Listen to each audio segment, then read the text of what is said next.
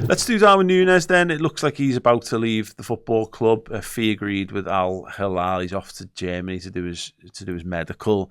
It feels like this one has been on the cards. If you had to say one Liverpool forward that was definitely going to be moved on this summer, I think I'd have had him top of the list. We saw Liverpool rejecting bids for him in January, and really was that the thing that kind of cemented that this was going to happen by the time summer rolled around? Yeah, I'm surprised that it's happened in August, if I'm being honest. I think this might have happened early June, and both player and club could have sort of shook hands and moved on, and he goes as a Premier League winner with his 40 goals in the bank and the memories for the supporters. So, I am a little bit surprised that it's, we've only got 3 weeks left of the window and it's only being sort of finalised now. Napoli, of course, were at the table, weren't they, 6 weeks ago or whatever, and I think the issue for me was always, could a club in Serie A really afford what Liverpool would be looking for Nunez? Obviously, Victor Osimhen's been moved on, hasn't he? But I believe Napoli just couldn't quite come up with the figures for Liverpool to accept, and I was a little bit surprised at the time because I thought it might have just been best for all parties just to sort of shake hands on it and move on, and Liverpool might have to take the hit of 5, 6, 7, 8 million, whatever it may be, but they've held on, and looks like Nunez is getting his move to Saudi Arabia, which is, people have their own sort of opinions on that when a player who's 25 years of age and sort of made his name in European football decides that that's enough for him and he can move on, and I'm sure his bank balance will be considerably bolstered by that, but it's effectively calling time on your top level career. Maybe he can come back, of course, in a couple of years to someone in La Liga or whoever it may be, but he feels like Saudi Arabia is for him, and I think for Liverpool it's a great deal, to be honest. He started one Premier League game in 2025, Southampton at home, theoretically the easiest game of the season, and it was becoming increasingly clear that Slot didn't really fancy him, to be honest. It's really interesting for me because some of the stuff you touched upon there probably does maybe explain the delay in it, because it felt like there would be Saudi Arabian interest, and I think that feels like that's maybe emboldened Liverpool to take a breath on this one a little bit. Yeah. And do you think there's a chance there really that like the Napoli interest and latterly AC Milan interest is them maybe trying to do right by Darwin, of trying to get him a move to somewhere that doesn't, with the greatest respect to the Saudi Premier League, or whatever it's called, it's like literally, I know at this point, whatever, it's Christ. But it makes sense to me. I think we're all looking at going, Napoli, great move. Yeah. You've seen what the moves they've been making in the window so far as well, and AC Milan would have been a good move, financials notwithstanding. Is it maybe that they've gone, we'll try and work with Darwin to get him something better as a footballer? Maybe. We're not too sure on his Saudi Pro League. Sorry. The Saudi Pro League, yeah. But there was a clip for me that was quite telling, and it was, I think, Diaz and Nunez, and they're speaking to Premier League rights holder in possibly one of the Asian partners or whoever, and they talk about the Saudi Pro League, and Nunez sort of whispers into Diaz, go to Saudi Arabia, and he's doing that on camera. It didn't get picked up in loads of places, but it was all light-hearted and tongues in cheeks, and we were all having a laugh, but it sort of opened the insight into his thinking a little bit, and I think people at Liverpool were a bit annoyed by him doing that on camera. Didn't go viral, fortunately, I guess, for him, but it was just a little bit of an insight into maybe his thinking.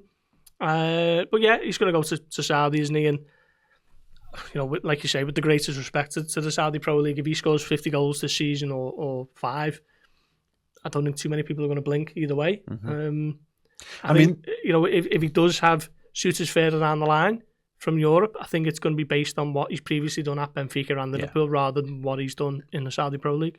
It might be one of those, longer term things for a season or two of earning a bit of, earning excellent money. It might bring his value down a touch, which is, what I mean is Liverpool, there's a very small, window of clubs that Liverpool would be prepared to deal with, as we talked about in terms of the financials. We're almost, I guess, kind of fortunate that Darwin's happy to accept this move, if that's the price. If no one's prepared to meet this valuation but Saudi, and Darwin says no, then Liverpool would have to accept something lower if they wanted to move him on. Whereas from Darwin's perspective, there might be a wider pool of clubs that will be looking at him in a year's time. Yeah, it's a bit of a godsend for Liverpool, really, to get, with the bonuses on top of it, it's going to be around about £54 million, which is a really good fee for a player who clearly wasn't fancied. Like you say, if Liverpool would have had to bring down the sort of price point for him, there would have been more at the table, I'm sure. But maybe it's been a conversation behind the scenes between player and manager that you're not going to feature too much.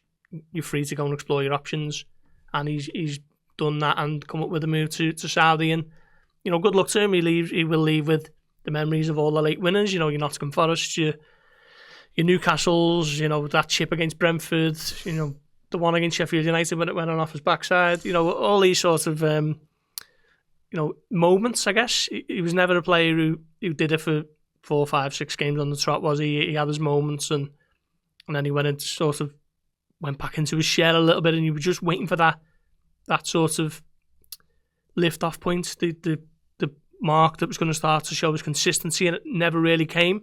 But certainly a cult hero and a fan favourite, and a player who will be missed behind the scenes, because I know he was a great character to have around. Absolutely.